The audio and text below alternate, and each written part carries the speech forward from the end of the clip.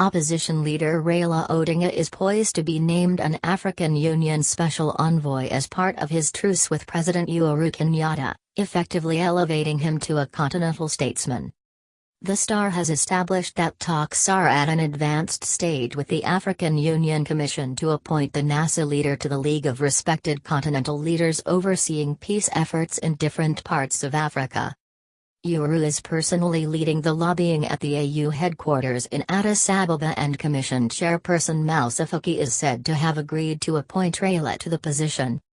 The AU, UN and Western powers mounted pressure on Uhuru and Raila to cease hostilities, leading to the historic handshake of March 9, which ended a 7-month political standoff after last year's 2 disputed presidential elections. As a special envoy of the AU chairperson, Raila will have an office in Addis but with frequent travel across the continent to mediate in peace negotiations and conflict resolution. Raila will also have a fully furnished office in Nairobi, with staff and advisors to boost his local presence and unity programs with Uhuru. He will, however, not be engaged in the country's daily politics. This raises the possibility that Raila, 73, who has unsuccessfully run for president 4 times, could be exiting the Kenya's political arena ahead of the 2022 polls. The government is said to have already identified a building along Harambee Avenue which is already undergoing renovations in anticipation of Raila's enhanced roles. The offices of the President and Deputy President are located along the same road. National Assembly Majority Leader Aden Duale lauded Raila's imminent appointment, saying the NASA chief had earned his place as a distinguished Democrat. "I am not aware of that offer, but if it is there, Raila Odinga is a statesman par excellence. Raila is one man who, if he gets that offer, will enable AU to handle dangerous zones," he told the Star on phone from Garissa. Raila is the only person among the NASA principals who has the statesman's credentials, which will also help him build his legacy, Duale added. Yesterday, Senate Majority Leader Kipchumba Murkomen told the Star that Raila's next continental role demonstrates Uhuru's respect for Kenya's former leaders. "It is one of the ways for the president to extend goodwill, and Raila having been a former competitor, I think it is a positive message," said the Elgeyo Marakwet senator. Murkomen said given that since being an African statesman is a preserve of former heads of state and government, Raila's subsequent assignment befits him. "It demonstrates that Kenya takes seriously its former leaders and that efforts made in the past by the leaders are recognized," said the hitherto strident critic of Raila. Kikuyu MP Kimani Ichung'wah told the Star that Raila's fight for the enhanced democratic space in the country was worth rewarding. He, Raila, has earned his stature as a true African statesman. Something like that is good for him, said the chairman of the National Assembly Budget Committee. ODM Chairman John Mbadi was apprehensive. "If there is anything to talk about, it's how to take the country forward, but not about who gets what, he said.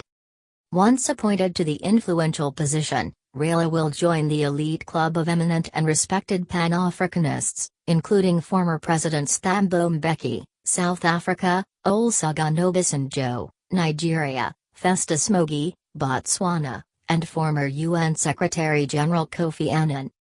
These are among several statesmen who have often been dispatched by AU to lead efforts to solve emerging political conflicts across Africa. Currently, the AU has about 13 special envoys with specific assignments in various jurisdictions across the continent, including those responsible for countries facing civil unrest and interclan conflicts. UN Secretary-General Antonio Guterres sent Obasanjo to Kenya in early January to mediate the stalemate between Uhuru and Raila, while Mbeki led the OAS election observer mission to the 2017 general election. Details of the March 9 Uhuru-Raila pact have been scant, but the latest moves to assign the opposition leader more privileges is a demonstration of increased goodwill between the two. The Star has also established that Raila is already enjoying the trappings of power from the deal, even as finer details are being worked out by the two-man task force of Paul Mwangi and Martin Kimani.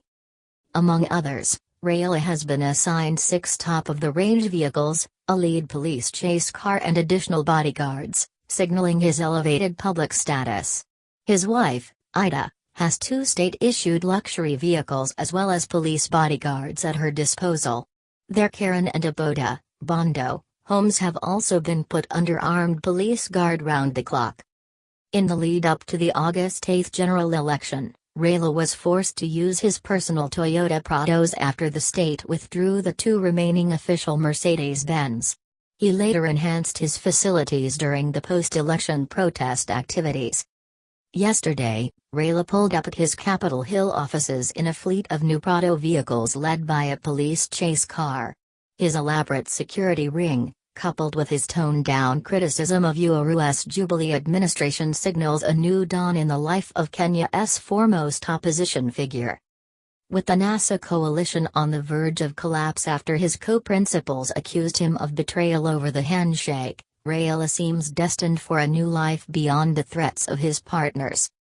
Kalonzo Musyoka's Wiper, Musalia Mudavadi's ANC and Moses Wetangula's Ford Kenya parties appear to be plotting their future without Raila, whom they have vowed to teach a political lesson. But there is anxiety among Raila's supporters who have been thrown into confusion by the lack of clarity about their status in the wake of the handshake. Lawyer Paul Mwangi and Ambassador Martin Kimani, whom Raila and Uhuru picked, respectively, to flesh out their handshake, are yet to come up with a framework for the pact agreed a month ago this week.